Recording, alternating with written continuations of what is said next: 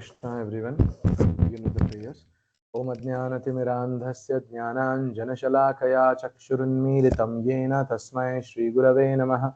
Nama Om Vishnupadaya Krishna Presthaya Bhutale Srimate Bhakti Vedanta Swamin Nitinamine Namaste Saraswate Deve Gauravani Pracharine Nirvishesha Shunyavadi Paschatya Deshatarine Jaya Shri Krishna Chaitanya Prabhu Nityananda Shri Advaita Gadadhara Srivasadi Gaura Bhakta Vrinda Hare Krishna Krishna Krishna Hare Hare Hare Rama Rama Rama Hare Hare.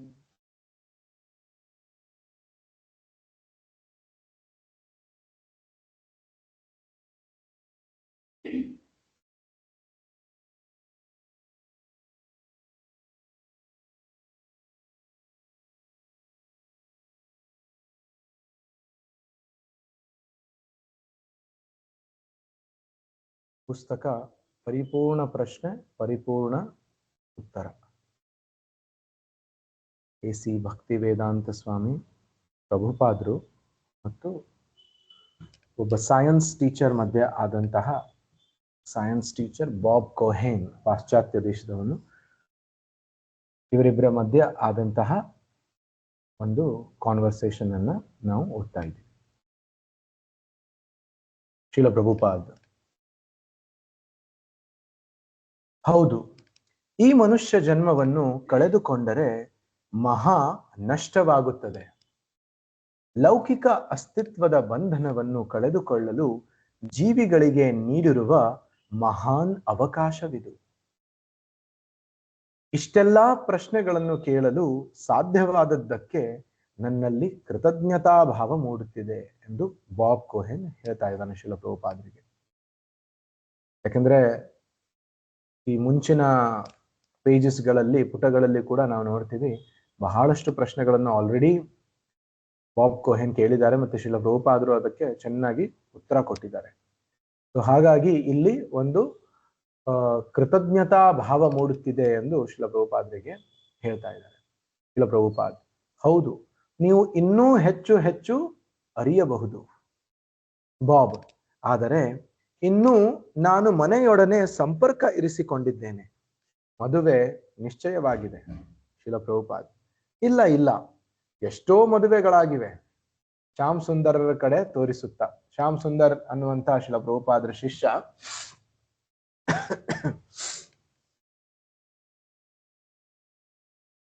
ಅವರು ಮದುವೆಯಾಗಿದ್ದಾರೆ.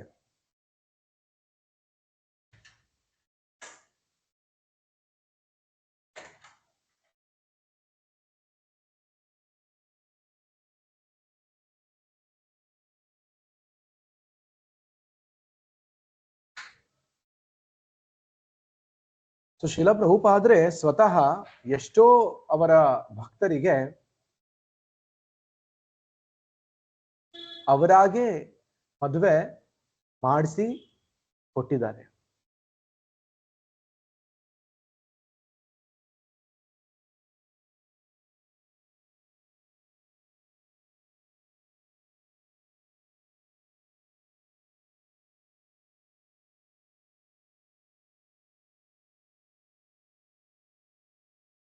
So ಅದರಲ್ಲಿ ಶ್ಯಾಮ್ ಸುಂದರ್ ಅಂತ ಮತ್ತೆ ಈ ತರ ಬಹಳಷ್ಟು ಭಕ್ತರು ಶ್ರೀಲ ಪ್ರಭುಪಾದರ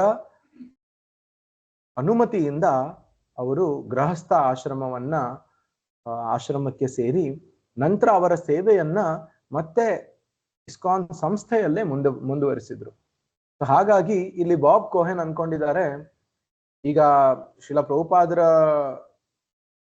ಪ್ರಭುಪಾದರಿಂದ ಇನ್ನೂ ಹೆಚ್ಚು ಹೆಚ್ಚು ಈ ಆಧ್ಯಾತ್ಮಿಕ ಜ್ಞಾನವನ್ನ ಅವರು ಅರ್ಥ ಮಾಡ್ಕೋಬೇಕಂದ್ರೆ ಅವರು ಎಲ್ಲ ಮನೆ ಮತ್ತೆ ಸಂಸಾರವನ್ನ ಬಿಟ್ಟು ಬರ್ಬೇಕು ಅಂತ ಅವರು ಅನ್ಕೊಂಡಿದ್ರು. ಅದಕ್ಕೋಸ್ಕರ ಈ ಪ್ರಶ್ನೆ ಕೇಳ್ತಾರೆ. ಆದ್ರೆ ಇನ್ನೂ ನಾನು ಮನೆಯೊಡನೆ ಸಂಪರ್ಕ ಇರಿಸಿಕೊಂಡಿದ್ದೇನೆ, ಮದುವೆ ನಿಶ್ಚಯವಾಗಿದೆ ಅಂತ. ಹಾಗಾಗಿ ಶ್ರೀಲ ಪ್ರಭುಪಾದರವರಿಗೆ ಉತ್ತರ ಕೊಡ್ತಾರೆ, ಮದುವೆಯಲ್ಲಿ ಏನು ತೊಂದರೆ ಇಲ್ಲ. ನನ್ನ ಶಿಷ್ಯಂದರು ಕೂಡ ಎಷ್ಟೋ ಜನ ಮದುವೆ ಆಗಿದ್ದಾರೆ. ಮದುವೆ ಒಂದು ಅಡ್ಡಿ ಅಲ್ಲ. ಆಧ್ಯಾತ್ಮಿಕ ಜೀವನದಲ್ಲಿ 4 ಹಂತಗಳಿವೆ ಎಂದು ಹೇಳಿದೆನಲ್ಲ: ಬ್ರಹ್ಮಚಾರಿ, ಗೃಹಸ್ಥ, ವಾನಪ್ರಸ್ಥ ಮತ್ತೆ ಸನ್ಯಾಸ. ಆದ್ದರಿಂದ ಬ್ರಹ್ಮಚರ್ಯದ ಹಂತವನ್ನು ದಾಟಿದ ಮೇಲೆ ವ್ಯಕ್ತಿಯು ವಿವಾಹವಾಗಬಹುದು. ಅದೇನು ಕಡ್ಡಾಯವಲ್ಲ. ವ್ಯಕ್ತಿಯು ಬೇಕಾದರೆ ಆ ಜೀವ ಪರ್ಯಂತ ನೈಷ್ಠಿಕ ಬ್ರಹ್ಮಚಾರಿಯಾಗಿರಬಹುದು. ಆದರೆ ಬ್ರಹ್ಮಚಾರಿಯಾದವನು ವಿವಾಹವಾಗಬಹುದು. ವಿವಾಹದ ಹಂತದ ಆ ನಂತರ ವಾನಪ್ರಸ್ಥ ಆಶ್ರಮವಿದೆ. ಅಂದರೆ ವ್ಯಕ್ತಿಯು ಕುಟುಂಬದಿಂದ ಸ್ವಲ್ಪ ದೂರವಾಗಿ ವಾಸಿಸುತ್ತಾನೆ. ಪತಿ ಪತ್ನಿಯರು ಪ್ರತ್ಯೇಕವಾಗಿ ಇರುತ್ತಾರೆ, ಜೊತೆಗೆ ಇರುವುದಿಲ್ಲ. ಆ ಸಮಯದಲ್ಲಿ ಕಾಮಜೀವನವಿರುವುದಿಲ್ಲ. ಅನಂತರ ಅವನು ಸಂಪೂರ್ಣ ವಿರಕ್ತನಾದ ಮೇಲೆ, ಕುಟುಂಬ ಜೀವನದಿಂದ ವಿಮುಖನಾದ ಮೇಲೆ ಸನ್ಯಾಸವನ್ನು ಸ್ವೀಕರಿಸುತ್ತಾನೆ. ಸಂಕ್ಷಿಪ್ತದಲ್ಲಿ ಇಲ್ಲಿ ಶ್ರೀಲ ಪ್ರಭುಪಾದರು ಹೇಗೆ ನಮ್ಮ ವರ್ಣಾಶ್ರಮ ಧರ್ಮ, ಈ ವರ್ಣಾಶ್ರಮ ಪದ್ಧತಿ ಹೇಗಿದೆ ಅಂತ ಹೇಳ್ತಾ ಇದ್ದಾರೆ. ಆಧ್ಯಾತ್ಮಿಕ ಜೀವನದಲ್ಲಿ ಹೇಗೆ 4 ಹಂತದಲ್ಲಿ 4 ಆಶ್ರಮಗಳಿದ್ದಾವೆ. ಮೊದಲನೇದಾಗಿ ಬ್ರಹ್ಮಚಾರಿ ಆಶ್ರಮ, ನಂತರ ಗೃಹಸ್ಥ ಆಶ್ರಮ, ಮತ್ತೆ ವಾನಪ್ರಸ್ಥ ಆಶ್ರಮ, ನಂತರ ಸನ್ಯಾಸ ಆಶ್ರಮ. ಬ್ರಹ್ಮಚಾರಿ ಆಶ್ರಮದಲ್ಲಿ ಯಾವುದೇ ಬೇರೆ ಅಲ್ಲ, ಯಾವುದೇ ಹೆಣ್ಣಿನ ಜೊತೆ ಯಾವ ಸಂಪರ್ಕನೂ ಇರುವುದಿಲ್ಲ. ಲೈಂಗಿಕ ಜೀವನದಲ್ಲಿ ಸ್ವಲ್ಪ ಕೂಡ ತೊಡಗಿರುವುದಿಲ್ಲ ಅಂತಹ ವ್ಯಕ್ತಿಗೆ ಬ್ರಹ್ಮಚಾರಿ ಎಂದು. ಮತ್ತೆ ಬರೇ ಲೈಂಗಿಕ ಕ್ರಿಯೆಯಿಂದ ದೂರ ಇರುವುದಷ್ಟೇ ಅಲ್ಲ, ಯಾರು ಬ್ರಹ್ಮಚಾರಿ ಆಗಿ ಇರ್ತಾರೋ ಅವರು ಆಧ್ಯಾತ್ಮಿಕ ಜೀವನದಲ್ಲಿ ಸಂಪೂರ್ಣವಾಗಿ ತೊಡಗಿರ್ತಾರೆ. ಇದು ಬ್ರಹ್ಮಚರ್ಯ. ನಂತರ ಬರುವುದು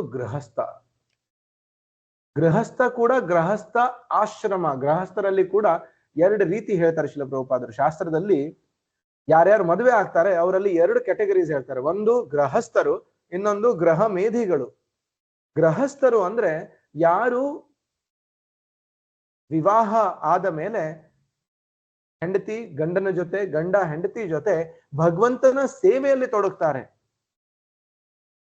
ಪ್ರತಿದಿನ ಭಗವಂತನ ನಾಮದ ಜಪ ಮಾಡ್ತಾರೆ, ಸಂಕೀರ್ತನೆ ಮಾಡ್ತಾರೆ, ಭಾಗವತ ಪಠನ ಮಾಡ್ತಾರೆ, ಶ್ರವಣ ಮಾಡ್ತಾರೆ, ಮತ್ತೆ ಪ್ರಚಾರ ಕಾರ್ಯದಲ್ಲೂ ಕೂಡ ಸಹಾಯ ಮಾಡ್ತಾರೆ.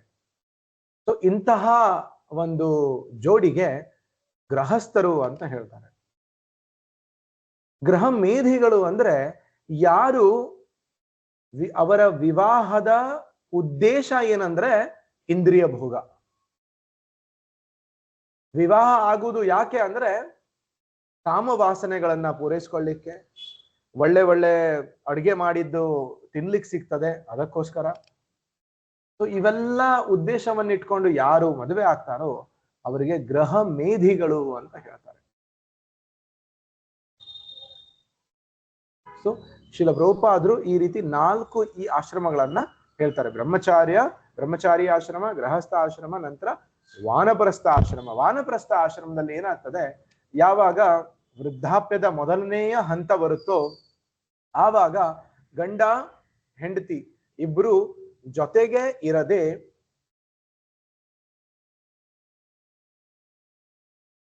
ಒಂದು ಮನೆಯಿಂದ ಹೊರಗಡೆ ಇನ್ನೊಂದು ಸ್ಥಾನದಲ್ಲಿ ವ್ಯಕ್ತಿ ಇರ್ತಾನೆ.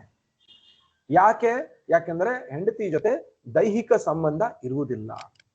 ಆದ್ರೆ ಮನೆಯಿಂದ ಎಲ್ಲ ವ್ಯವಸ್ಥೆಗಳನ್ನ ಸ್ವೀಕರಿಸ್ತಾನೆ. ಹೇಗೆ ಊಟ ಆಯ್ತು, ಬಟ್ಟೆ ಆಯ್ತು, ಇವನ್ನ ಮನೆಯಿಂದ ತಗೋಬಹುದು. ಆದ್ರೆ ಯಾವುದೇ ತರಹದ ಸಂಬಂಧ ಇರುವುದಿಲ್ಲ. ಇದು ವಾನಪ್ರಸ್ಥ ಆಶ್ರಮ. ಈ ವಾನಪ್ರಸ್ಥ ಆಶ್ರಮದಲ್ಲಿ ಆಧ್ಯಾತ್ಮಿಕ ಜೀವನವನ್ನ ಎಷ್ಟೋ ವರ್ಷಗಳು ನಡೆಸಿದ ಮೇಲೆ ಆ ವ್ಯಕ್ತಿ ಕಂಪ್ಲೀಟ್ಲಿ ಸಂಸಾರದಿಂದ, ತನ್ನ ಕುಟುಂಬದ ಜನರಿಂದ, ಸಂಬಂಧಿಕರಿಂದ ಸಂಪೂರ್ಣವಾಗಿ ವಿರಕ್ತನಾಗ್ತಾನೆ. ಆವಾಗ ಆ ವ್ಯಕ್ತಿ ಸನ್ಯಾಸಕ್ಕೆ ಸಿದ್ಧನಾಗ್ತಾನೆ. ಆಗ ಶುರು ಆಗುವುದು ಆಶ್ರಮಕ್ಕೆ ಸನ್ಯಾಸ ಆಶ್ರಮ ಎಂದು ಹೇಳ್ತಾರೆ. ಬಾಬ್ ಕೇಳ್ತಾ ಇದ್ದಾರೆ, ಆದರೆ ಹೆಂಡತಿಯನ್ನು ಸಂಪೂರ್ಣವಾಗಿ ಮರೆಯಬೇಕೆಂದೇ ಶ್ರೀಲ ಪ್ರಭುಪಾದರು. ಹೌದು, ಮರೆಯಲು ಪ್ರಯತ್ನ ಮಾಡಿದರೆ ಮರೆಯುವುದೇನೋ ಕಷ್ಟವಿಲ್ಲ. ಕಣ್ಣಿಂದ ದೂರವಾದರೆ ಮನಸ್ಸಿಂದಲೂ ದೂರ. ಎಲ್ಲರೂ ನಗುತ್ತಾರೆ. ನನಗೆ ಹೆಂಡತಿ, ಮಕ್ಕಳು, ಮೊಮ್ಮಕ್ಕಳು ಮುಂತಾದವರೆಲ್ಲ ಇಲ್ಲವೇ? ಹಾಗೆ. ಆದರೆ ಕಣ್ಣಿಂದ ದೂರವಾದರೆ ಮನಸ್ಸಿಂದಲೂ ದೂರ ಅಷ್ಟೇ. ಹೀಗೆ ವಾನಪ್ರಸ್ಥ, ಸನ್ಯಾಸ ಎಲ್ಲವನ್ನೂ ವೈದಿಕ ಪದ್ಧತಿಯಲ್ಲಿ ಸೊಗಸಾಗಿ ವ್ಯವಸ್ಥೆಗೊಳಿಸಲಾಗಿದೆ. ಇಲ್ಲಿಗೆ 4ನೇ ಅಧ್ಯಾಯ ಮುಗಿತು. 5ನೇ ಅಧ್ಯಾಯ ಪರಿಶುದ್ಧನಾಗುವುದು ಹೇಗೆ. ಈ ಹಿಂದಿನ ಚಾಪ್ಟರ್ ಏನಿದೆ, ಅಧ್ಯಾಯ ಏನಿದೆ, ಅದರದ್ದು ಕಂಟಿನ್ಯೂಷನ್ ಇದು. ಮತ್ತೆ ಇದು ಕೂಡ ನಡೆದಿದ್ದು ಫೆಬ್ರವರಿ 29, 1977ರಲ್ಲಿ. ಬಾಬ್, ನನ್ನ ಪ್ರಶ್ನೆಗಳನ್ನು ಕೇಳಲು ಅವಕಾಶ ಕೊಟ್ಟಿರುವುದಕ್ಕೆ ನಿಮಗೆ ಅನಂತ ಧನ್ಯವಾದಗಳು ಶಿಲ ಪ್ರಭುಪಾದ. ಆದರೆ ನನ್ನ ಜೀವನದ ಧ್ಯೇಯ ಅದೇ ನನ್ನ ಜೀವನದ ಧ್ಯೇಯ. ಶಿಲ ಪ್ರಭುಪಾದ ಹೇಳ್ತಾರೆ, ಬಾಬ್ ಕೋಹೆನ್ ಶಿಲ ಪ್ರಭುಪಾದರಿಗೆ ಧ್ಯನ್ಯವಾದ ಹೇಳಿದ್ದಕ್ಕೆ ಪ್ರಭುಪಾದ ಹೇಳ್ತಾರೆ, ನಿಮ್ಮಂತಹ ಯಾರು ಜಿಜ್ಞಾಸುಗಳು ಇರ್ತಾರೆ ಅವರ ಪ್ರಶ್ನೆಗಳಿಗೆ ಉತ್ತರ ಕೊಡುವುದೇ ನನ್ನ ಧ್ಯೇಯ ಅಂತ. ನನ್ನ ಉದ್ದೇಶನೇ ಅದು. ಜನರು ದೇವರನ್ನು ಕುರಿತು ವಿಜ್ಞಾನವನ್ನು ಅರ್ಥ ಮಾಡಿಕೊಳ್ಳಬೇಕು.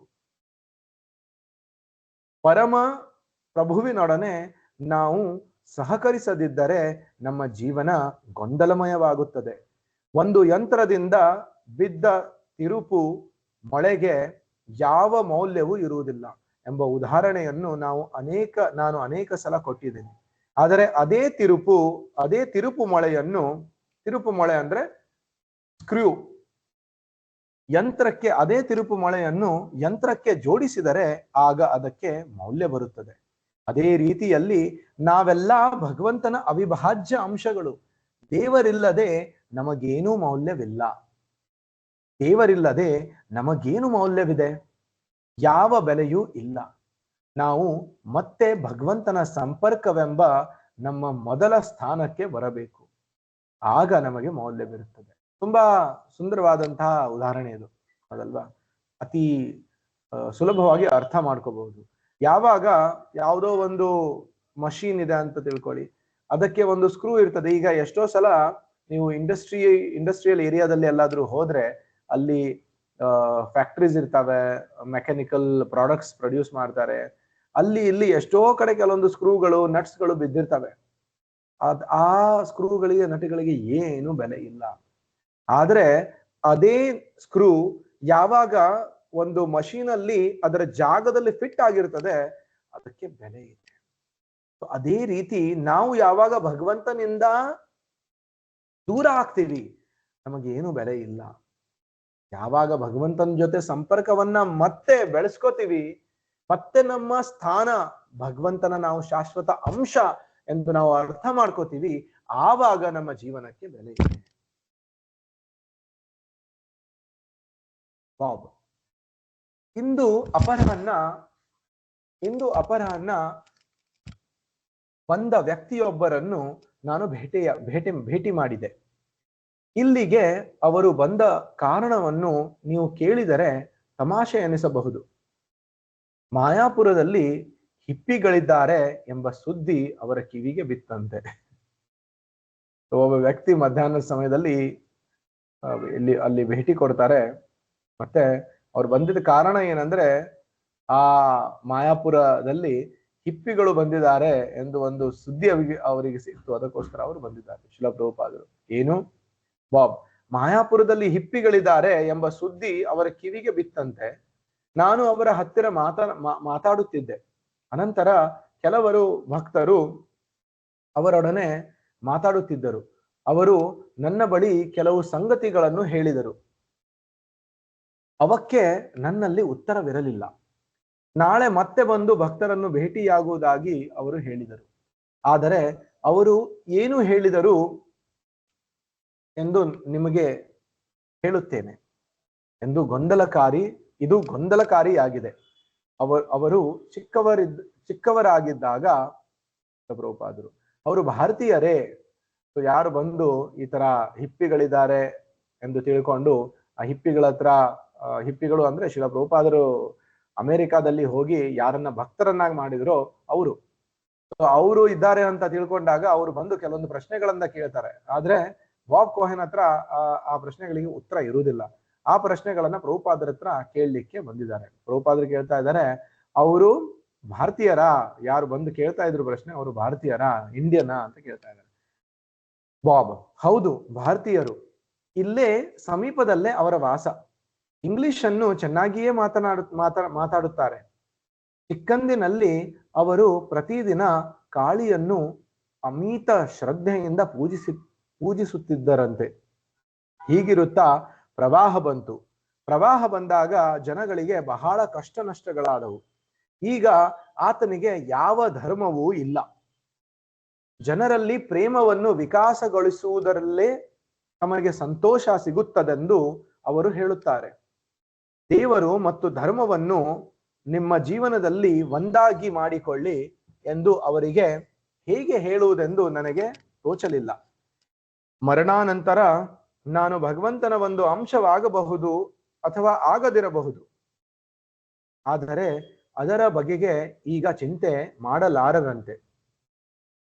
ಅವರು ಈ ಆಧ್ಯಾತ್ಮಿಕ ಅನುಭವಗಳನ್ನು ಪ್ರಯತ್ನಿಸಿ ನೋಡಿದರಂತೆ, ಆದರೆ ಪ್ರಯೋಜನವಾಗಲಿಲ್ಲ.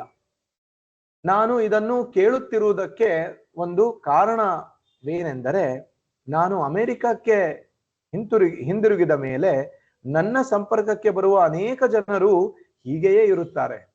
ಇವರು ಕಾಳಿಯನ್ನು ಆರಾಧಿಸಿದ ಹಾಗೆ ಅಥವಾ ಬೇರೆ ಬಗೆಯ ಧರ್ಮಗಳನ್ನು ಅವರು ಅನುಭವಿಸಿದ ಹಾಗೆ ಪ್ರಯೋಜನಕ್ಕೆ ಬರುವುದಿಲ್ಲ ಎನ್ನುವುದನ್ನು ಅವರು ಕಂಡುಕೊಳ್ಳುತ್ತಾರೆ.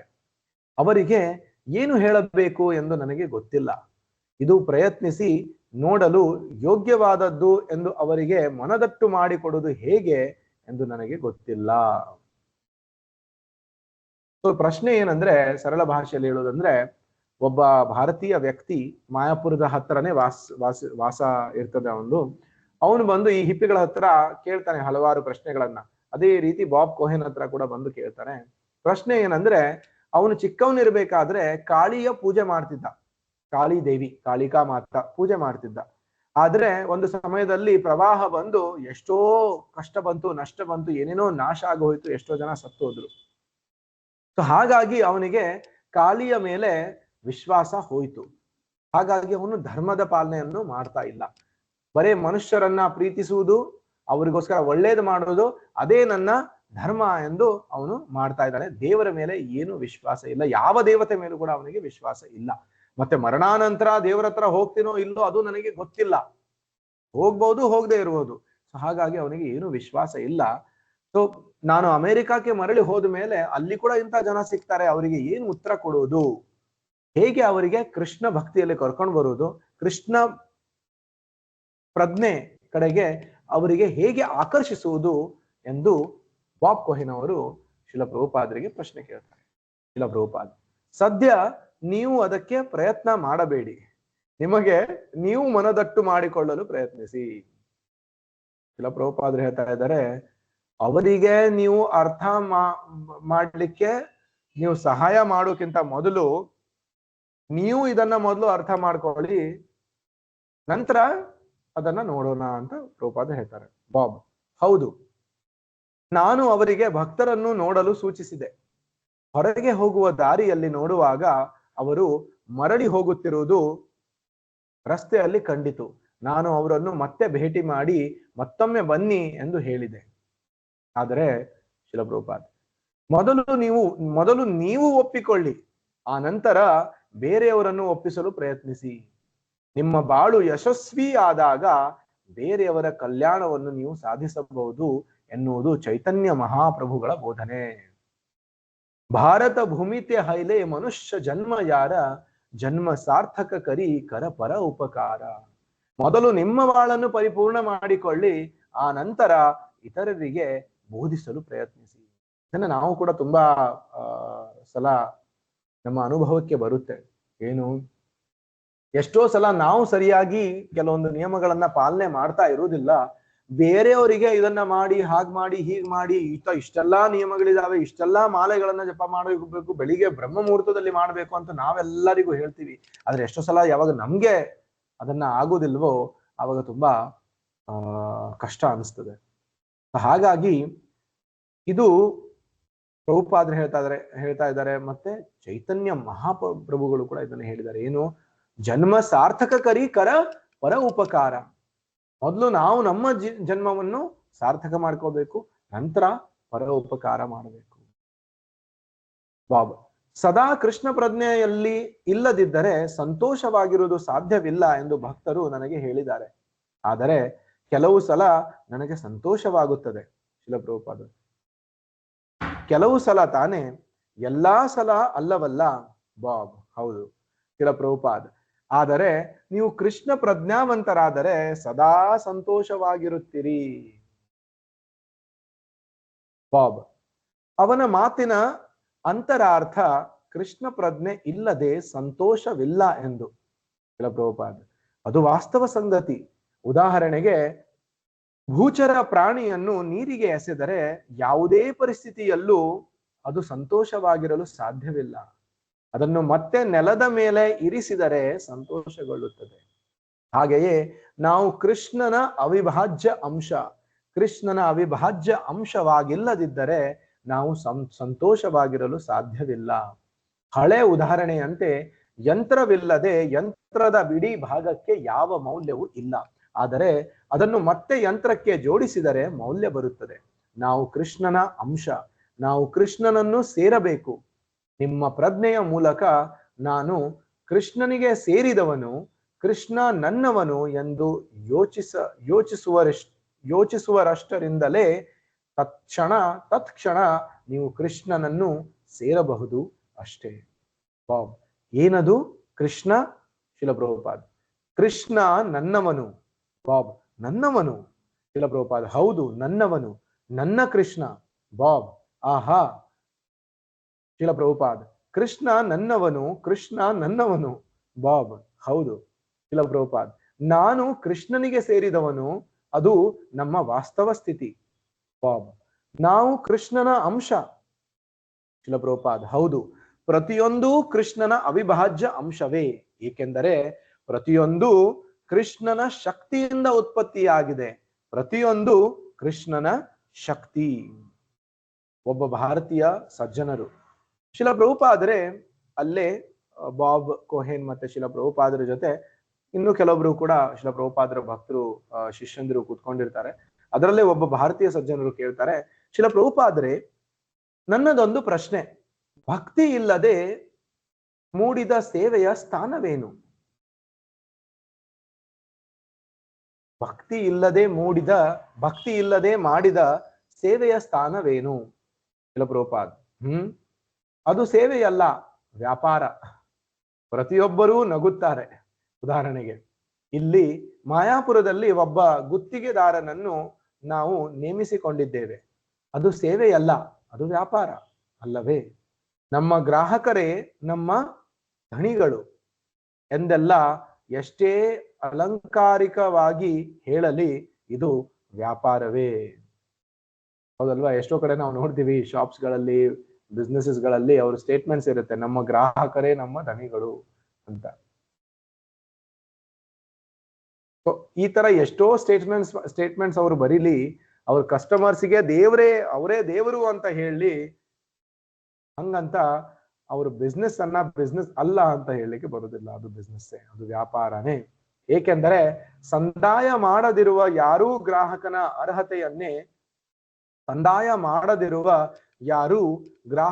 ಅರ್ಹತೆಯನ್ನೇ ಪಡೆಯುವುದಿಲ್ಲ. ಆದರೆ ಸೇವೆ ಹಾಗಲ್ಲ. ಸೇವೆಯನ್ನು ಕುರಿತು ಚೈತನ್ಯ ಮಹಾಪ್ರಭುಗಳು ಕೃಷ್ಣ ಪ್ರಾರ್ಥನೆಯಲ್ಲಿ ಹೀಗೆ ಹೇಳಿದ್ದಾರೆ. ಸೇವೆ ಅಂದ್ರೆ ಏನು ಅಂತ ಚೈತನ್ಯ ಮಹಾಪ್ರಭುಗಳು ಹೇಳಿದ್ದಾರೆ. ಹೇಗೆ? ಯಥಾ ತಥಾ ವಾ ವಿದಧಾತು ಲಂಪಟೋ ಮತ್ ಪ್ರಾಣನಾಥಸ್ತು ಸ ಏವನಾ ಪರಃ. ಇದು ಶಿಕ್ಷಾಷ್ಟಕದಲ್ಲಿ ಕೊನೆಯ ಶ್ಲೋಕದ ಅರ್ಧ ಭಾಗ. ಆಶ್ಲಿಷ್ಯವ ಪಾದರತಾಂ ಪಿನಷ್ಟು ಮಾಂ ಅದರ್ಶನಾನ್ ಮರ್ಮಹತಾಂ ಕರೋತು ವಾ ಯಥಾ ತಥಾ ವಾ ವಿದಧಾತು ಲಂಪಟೋ ಮತ್ ಪ್ರಾಣನಾಥಸ್ತು ಸ ಏವ ನಾ ಪರಃ. ಚೈತನ್ಯ ಮಹಾಪ್ರಭು ಇಲ್ಲಿ ಹೇಳ್ತಾರೆ, ನೀನು ಮನಸ್ಸಿಗೆ ಬಂದಂತೆ ಏನು ಬೇಕಾದರೂ ಮಾಡು, ಆದರೆ ನೀನು ಮಾತ್ರ ನನ್ನ ಆರಾಧ್ಯ ದೈವವಾಗಿಯೇ ಇರುತ್ತೀಯೇ, ಅದು ಸೇವೆ. ನಾನು ನಿನ್ನಿಂದ ಪ್ರತಿಫಲವಾಗಿ ಏನನ್ನೂ ಕೇಳುವುದಿಲ್ಲ, ಅದು ಸೇವೆ. ಪ್ರತಿಫಲವನ್ನು ಬಯಸಿದರೆ ಅದು ವ್ಯಾಪಾರ. ಎಷ್ಟು ಸರಳವಾಗಿದೆ. ನಾನೇನ್ ಸೇವೆ ಮಾಡ್ತೀನೋ ದೇವರಿಗೋಸ್ಕರ, ಅದಕ್ಕೆ ನಾನು ಪ್ರತಿಫಲವನ್ನ ಬಯಸಿದ್ರೆ ಅದು ವ್ಯಾಪಾರ. ಅದಕ್ಕೆ ಪ್ರತಿಫಲವನ್ನ ಬಯಸದೆ ಸೇವೆಯನ್ನ ಸೇವೆಯಾಗಿಯೇ ಮಾಡಿದ್ರೆ ಅದು ಭಕ್ತಿ, ಸೇವೆ. ಅದಕ್ಕೋಸ್ಕರ ಶ್ರೀಲ ಪ್ರಭುಪಾದರು ಭಕ್ತಿ ಅನ್ನುವಂತಹ ಸಂಸ್ಕೃತ ಪದವನ್ನ ಡಿವೋಷನ್ ಎಂದು ಟ್ರಾನ್ಸ್ಲೇಟ್ ಮಾಡಿಲ್ಲ, ಅದನ್ನ ಡಿವೋಷನಲ್ ಸರ್ವಿಸ್ ಎಂದು ಟ್ರಾನ್ಸ್ಲೇಟ್ ಮಾಡಿದ್ದಾರೆ. ಯಾಕೆಂದ್ರೆ ಭಕ್ತಿ ಮತ್ತೆ ಸೇವೆ ಇದಕ್ಕೆ ಸಂಬಂಧ ಇದೆ. ಯಾಕಂದ್ರೆ ಭಕ್ತಿ ಅಂದ್ರೆ ಎಷ್ಟೋ ಜನ ಭಾರತೀಯರೇ ನಾವೇ ಅನ್ಕೋತೀವಿ ಭಕ್ತಿ ಅಂದ್ರೆ ಏನೋ ಮನಸ್ಸು ಒಳಗಡೆ ಇರುವಂತ ಒಂದು ಏನೋ ಅಂತ ಭಾವ ಅಂತ. ಭಕ್ತಿ ಅಂದ್ರೆ ಸೇವೆ, ಮತ್ತೆ ಸೇವೆ ಅಂದ್ರೆ ನಿಷ್ಕಾಮ ಸೇವೆ, ಯಾವುದೇ ಆಸೆ ಇಲ್ಲದೆ ಮಾಡುವಂತಹ ಸೇವೆ. ಈ ರೀತಿಯ ಸೇವೆಯನ್ನ ನಾವು ಮಾಡಿದರೆ ಅದು ವ್ಯಾಪಾರ ಅಲ್ಲ, ಅದು ಭಕ್ತಿ ಸೇವೆ. ಬಾಬ್, ನಾನು ದೇವರ ಸಮೀಪದಲ್ಲಿದ್ದೇನೆ ಎಂಬ ಭಾವನೆ ಬರುವಂತಾಗಲು ನಾನು ಏನು ಮಾಡಬೇಕು ಎಂದು ದಯವಿಟ್ಟು ಬೋಧಿಸಬೇಕು. ನಾನು ಸ್ವಲ್ಪ ಸಮಯದಲ್ಲೇ ನಿಮ್ಮನ್ನ ಬಿಟ್ಟು ಹೊರಡುತ್ತಿದ್ದೇನೆ. ನಾನು ಅಂದ್ರೆ ಅವರು ಮತ್ತೆ ಮರಳಿ ಮತ್ತೆ ಹೋಗ್ತಾ ಇದ್ದಾರೆ ಬೇರೆ ದೇಶಕ್ಕೆ. ಹಾಗಾಗಿ ನಾನು ಭಗವಂತನ ಸಂಪರ್ಕದಲ್ಲಿ ಸತತವಾಗಿ ಇರಲು ಭಗವಂತನ ಸಮೀಪದಲ್ಲಿದ್ದೇನೆ ಎಂಬ ಭಾವನೆ ನನ್ನಲ್ಲಿ ಬರಲಿಕ್ಕೆ ನಾನು ಏನ್ ಮಾಡಬೇಕು ಎಂದು ಶ್ರೀಲ ಪ್ರಭುಪಾದರಿಗೆ ಕೇಳ್ತಾ ಇದ್ದಾರೆ. ಶ್ರೀಲ ಪ್ರಭುಪಾದರು, ನೀವು ರಾಗಬೇಕು. ಬಾಬ್, ನಾನು ದೇವಸ್ಥಾನಕ್ಕೆ ಆಗೀಗ ಬರುತ್ತೇನೆ, ಮತ್ತೆ ಹೊರಟು ಬಿಡುತ್ತೇನೆ. ನನ್ನೊಡನೆ ಎಷ್ಟನ್ನೂ ಒಯ್ಯುತ್ತೇನೆ ಎಂಬ ವಿಷಯದಲ್ಲಿ ನನಗೆ ಖಾತ್ರಿ ಇಲ್ಲ. ಅಂದ್ರೆ ಎಷ್ಟೋ ಸಲ ದೇವಸ್ಥಾನಕ್ಕೆ ಬರ್ತೀನಿ, ಮರಳಿ ಹೋಗ್ತೀನಿ, ಹೋಗ್ಬೇಕಾದ್ರೆ ನನ್ನ ಜೊತೆ ಏನೇನ್ ತಗೊಂಡು ಹೋಗ್ತೀನಿ, ನಾನು ಒಯ್ಯುತ್ತೇನೆ ಎಂಬ ವಿಷಯದಲ್ಲಿ ನನಗೆ ಖಾತ್ರಿ ಇಲ್ಲ. ಪ್ರಭುಪಾದ, ಅದಕ್ಕೆ ಹೆಚ್ಚು ಸಮಯ ಬೇಡ. 6 ತಿಂಗಳಿನಲ್ಲಿ ನಿಮಗೆ ನಿಮ್ಮ ಪ್ರಗತಿಯ ಅರಿವಾಗುತ್ತದೆ. ಆದರೆ ನೀವು ನಿಯಮ ಸೂತ್ರಗಳನ್ನು ಅನುಸರಿಸಬೇಕು. 6 ತಿಂಗಳಲ್ಲಿ ಮಾತ್ರ ನೀವು ಹೇಗೆ ಭಗವಂತನ ಸಾನ್ನಿಧ್ಯವನ್ನ, ಭಗವಂತನ ಜೊತೆ ಇರುವಂತಹ ಸಂಪರ್ಕವನ್ನ ನಿಮ್ಮ ಅನುಭವಕ್ಕೆ ಹೇಗೆ ಬರ್ತದೆ ಅಂತ 6 ತಿಂಗಳಲ್ಲಿ ಮಾತ್ರ ನಿಮಗೆ ಅನುಭವ ಆಗುತ್ತೆ. ಆದ್ರೆ ಅದಕ್ಕೆ ನಿಯಮಗಳನ್ನ ಪಾಲನೆ ಮಾಡಬೇಕು, ಆಗ ಎಲ್ಲ ಸರಿಯಾಗುತ್ತದೆ. ಈ ತರುಣಿಯರು ಮಾಡುವ ಹಾಗೆ ಅಷ್ಟೇ. ಶ್ರೀಲ ಪ್ರಭುಪಾದರು ಅವರ ಶಿಷ್ಯಂದಿರನ್ನ ತೋರಿಸ್ತಾ ಇದ್ದಾರೆ. ಅವರ ಪಾಶ್ಚಾತ್ಯ ದೇಶದ ಶಿಷ್ಯಂದರು, ತರುಣಿಯರು ಇಬ್ರು ಇದ್ದಾರೆ.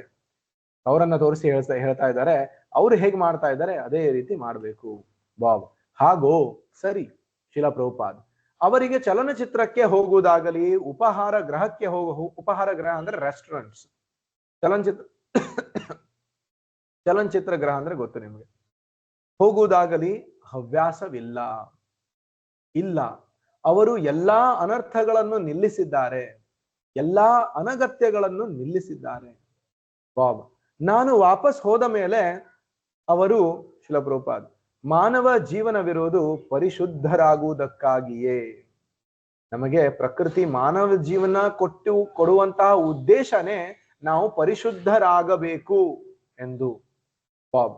ಹೌದು ಶ್ರೀಲ ಪ್ರಭುಪಾದ್, ತಪೋ ದಿವ್ಯಂ ಪುತ್ರಕ ಏನ ಸತ್ವಂ ಶುದ್ಧೇದ್ ಯಸ್ಮಾದ್ ಬ್ರಹ್ಮ ಸೌಖ್ಯಂ ತ್ವನಂತಂ.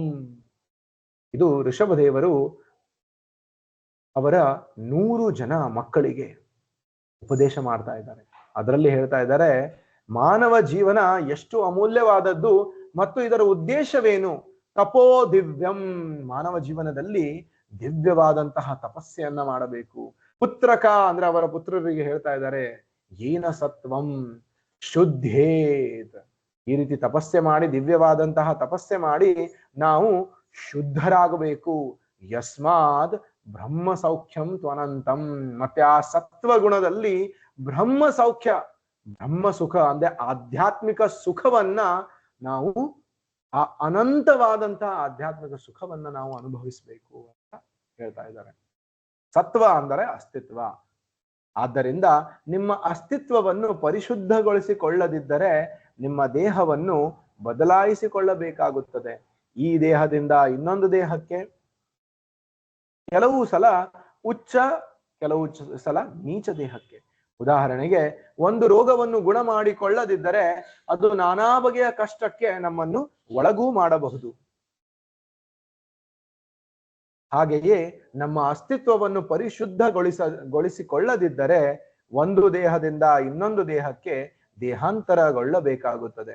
ಇವು ಪ್ರಕೃತಿಯ ಸೂಕ್ಷ್ಮ ನಿಯಮಗಳು. ನಿಮಗೆ ಬಹಳ ಸೌಕರ್ಯಕರವಾದ ದೇಹ ಅಥವಾ ಅಮೆರಿಕನ್ ದೇಹ ದೊರೆಯುತ್ತದೆ ಎಂಬ ವಿಷಯದಲ್ಲಿ ಏನೂ ಖಾತ್ರಿ ಇಲ್ಲ. ಅಂದ್ರೆ ನಾವು ದೇಹವನ್ನ, ಈ ದೇಹ ಇದೆ, ಈ ದೇಹ ಬಿಟ್ಟ ಮೇಲೆ ಇನ್ನೊಂದು ದೇಹ ಪಡಿತೀವಿ, ಅದು ಬಿಟ್ಟು ಇನ್ನೊಂದು ದೇಹ ಪಡಿತೀವಿ. ಇವಾಗ ಬಾಬ್ ಕೋಹೆನ್ ಅಮೆರಿಕನ್ ದೇಹದಲ್ಲಿದ್ದಾರೆ, ಅಮೆರಿಕ ದೇಶದ ದೇಹ ಇದೆ. ಅದೇ ರೀತಿ ಮುಂದಿನ ಜನ್ಮದಲ್ಲೂ ಮತ್ತೆ ಅಮೆರಿಕಾದಲ್ಲೇ ದೇಹ ಸಿಗುತ್ತೆ ಅಂತ ಖಾತ್ರಿ ಇಲ್ಲ. ಆದ್ದರಿಂದ ಮನುಷ್ಯ ಜೀವಿಯು ತನ್ನ ಅಸ್ತಿತ್ವವನ್ನು ಪರಿಶುದ್ಧಗೊಳಿಸಿಕೊಳ್ಳುವುದು ಅತ್ಯಗತ್ಯವಾಗಿದೆ. ನಿಮ್ಮ ಅಸ್ತಿತ್ವವನ್ನು ಪರಿಶುದ್ಧಗೊಳಿಸಿಕೊಳ್ಳದಿದ್ದರೆ ನೀವು ಸುಖಕ್ಕಾಗಿ ಹಂಬಲಿಸುತ್ತೀರಿ, ಆದರೆ ಯಾವಾಗಲೂ ಸಂತೋಷವಾಗಿರುವುದಿಲ್ಲ. ಬಾಬ್: ನಾನು ನ್ಯೂಯಾರ್ಕ್ನ ನನ್ನ ಕೆಲಸಕ್ಕೆ ಹಿಂದಿರುಗಿದ ಮೇಲೆ ಪರಿಶುದ್ಧನಾಗುತ್ತೇನೆ ಎಂದು ಅಂದುಕೊಂಡಿದ್ದೇನೆ. ಆದರೆ ಇಲ್ಲಿರುವ ನಿಮ್ಮ ಶಿಷ್ಯರಷ್ಟು ಖಂಡಿತ ನಾನು ಶುದ್ಧನಾಗುವುದಿಲ್ಲ. ಅದು ನನಗೆ ಸಾಧ್ಯವಾದೀತು ಅಂದುಕೊಂಡಿಲ್ಲ. ಪ್ರಭುಪಾದ: ಅವರು ಮಾಡುವ ಹಾಗೆ ನೀವು ಮಾಡಬಲ್ಲಿರಿ. ಆರಂಭದಲ್ಲಿ ಅವರೂ ಪರಿಶುದ್ಧರಾಗಿರಲಿಲ್ಲ, ಈಗ ಅವರು ಪರಿಶುದ್ಧರಾಗಿದ್ದಾರೆ. ಹಾಗೆಯೇ ನೀವು ಪರಿಶುದ್ಧರಾಗಬಹುದು. ಉದಾಹರಣೆಗೆ, ಬಾಲ್ಯದಲ್ಲಿ ನೀವು ವಿದ್ಯಾವಂತರಾಗಿರಲಿಲ್ಲ, ಆದರೆ ಈಗ ವಿದ್ಯಾವಂತರಿದ್ದೀರಿ. ಎಷ್ಟು ಒಳ್ಳೆಯ ಉದಾಹರಣೆ ಕೊಡ್ತಾ ಇದ್ದಾರೆ ನೋಡಿ ಶ್ರೀಲ ಪ್ರಭುಪಾದರು. ಈಗ ಅವರ ಶಿಷ್ಯರು ಕೂಡ ಮುಂಚೆ ಹಲವಾರು ಕೆಟ್ಟ ಅಭ್ಯಾಸಗಳನ್ನ ಇಟ್ಕೊಂಡಿದ್ರು, ಹವ್ಯಾಸಗಳನ್ನ ಇಟ್ಕೊಂಡಿದ್ರು.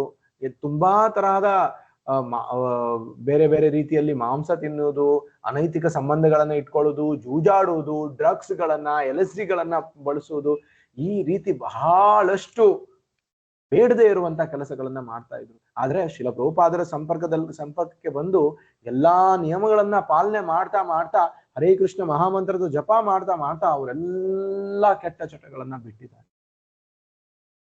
ಅದೇ ರೀತಿ ನೀವು ಕೂಡ ಆಗಬಹುದು.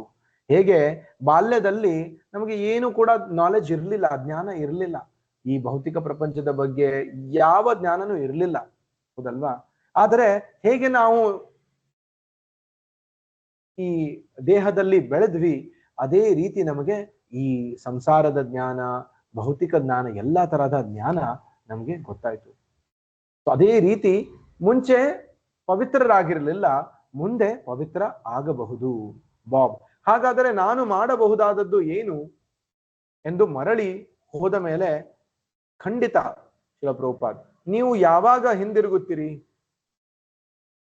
ಬಾಬ್: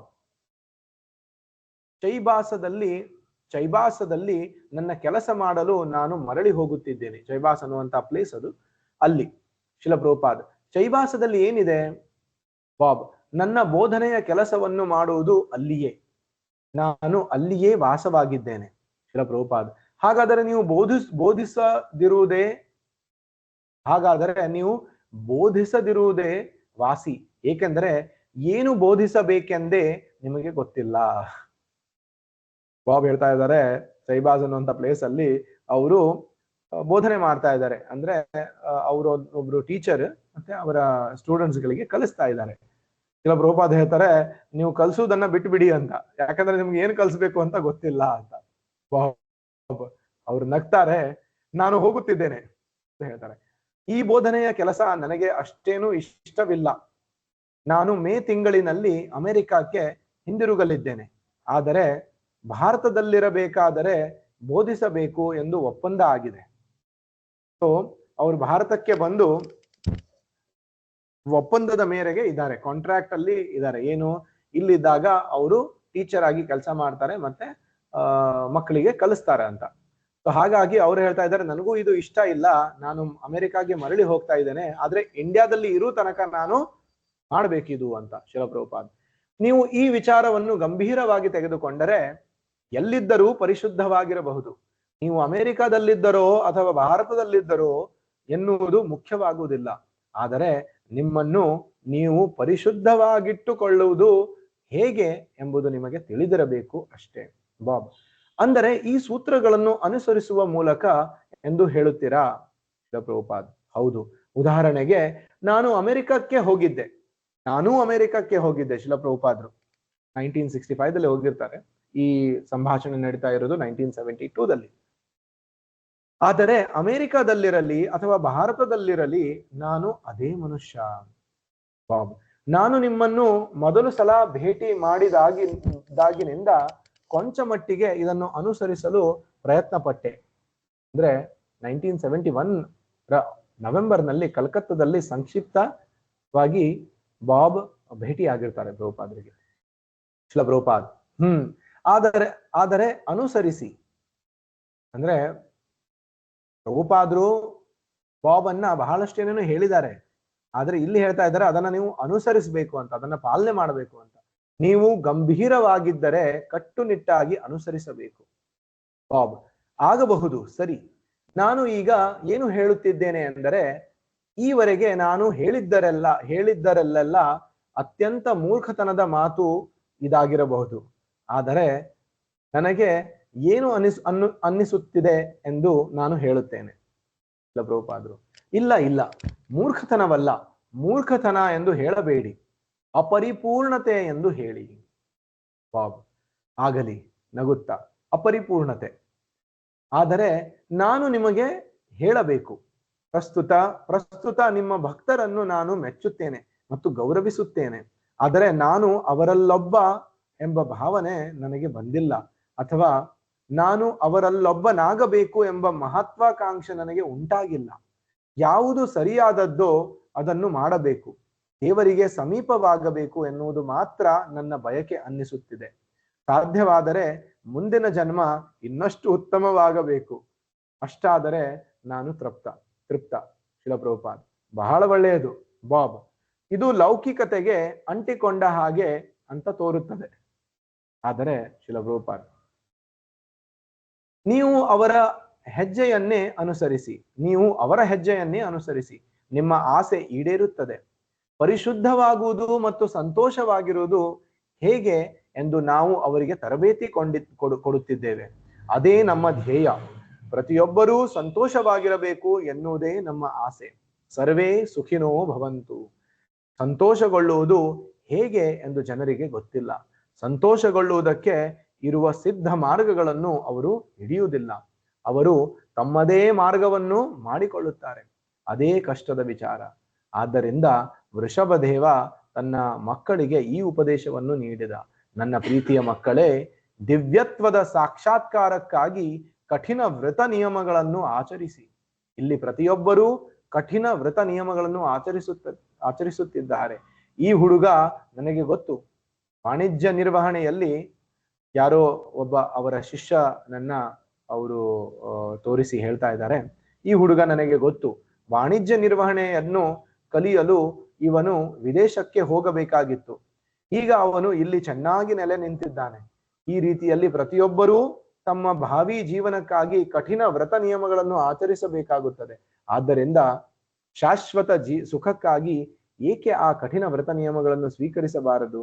ನೀವು ನಿಮ್ಮ ಅಸ್ತಿತ್ವವನ್ನು, ದೇಹವನ್ನು ಪರಿಶುದ್ಧಗೊಳಿಸಿಕೊಳ್ಳಬೇಕು. ಲೌಕಿಕ ದೇಹವನ್ನು ಎಷ್ಟು ಬಾರಿ ನೀವು ಸ್ವೀಕರಿಸಿದರೂ ಅಷ್ಟು ಬಾರಿ ಅದನ್ನು ಬದಲಾಯಿಸಬೇಕಾಗುತ್ತದೆ. ಆದರೆ ಆಧ್ಯಾತ್ಮಿಕ ದೇಹವನ್ನು ನೀವು ಪಡೆಯುತ್ತಿದ್ದಂತೆಯೇ ಅದನ್ನು ಬದಲಾಯಿಸುವ ಪ್ರಸಂಗ ಬರುವುದಿಲ್ಲ. ಯಾಕೆಂದ್ರೆ ಆಧ್ಯಾತ್ಮಿಕ ದೇಹ ಶಾಶ್ವತ ದೇಹ. ನಮಗೆ ಆಗಲೇ ಆಧ್ಯಾತ್ಮಿಕ ದೇಹವಿದೆ. ಆದರೆ ಲೌಕಿಕ ಕಾಲುಷ್ಯಗಳಿಂದ ನಾವು ಲೌಕಿಕ ದೇಹವನ್ನು ಹೊಂದುತ್ತಿದ್ದೇವೆ. ಆದರೆ ನಾವು ಆಧ್ಯಾತ್ಮಿಕ ಜೀವನದೊಡನೆ ಸಂಗ ಬೆಳೆಸಿದರೆ ನಾವು ಆಧ್ಯಾತ್ಮಿಕ ದೇಹವನ್ನು ಬೆಳೆಸಿಕೊಳ್ಳುತ್ತೇವೆ. ನಾನು ಅನೇಕ ಸಲ ಒಂದು ಉದಾಹರಣೆಯನ್ನು ಕೊಡುತ್ತಿರುತ್ತೇನೆ. ಬೆಂಕಿಯಲ್ಲಿ ಕಬ್ಬಿಣದ ಸರಳನ್ನು ಇಟ್ಟರೆ ಅದೂ ಬೆಂಕಿಯಂತೆಯೇ ಕಾಣುತ್ತದೆ ಅಲ್ಲವೇ? ಇಲ್ಲಿಗೆ ಮುಕ್ತಾಯ ಮಾಡೋಣ. ಮುಂದಿನ ಭಾಗವನ್ನ ಮುಂದಿನ ಕ್ಲಾಸ್ ಅಲ್ಲಿ, ರೀಡಿಂಗ್ ಸೆಷನ್ ಅಲ್ಲಿ ನೋಡೋಣ. ಎಲ್ಲರಿಗೂ ಧನ್ಯವಾದಗಳು. विश्वगुरु शिल प्रभुपाद की जय। हिताय गौर प्रेमानंदे हरि हरि। थैंक यू प्रभु। हरे कृष्ण। हरे कृष्ण।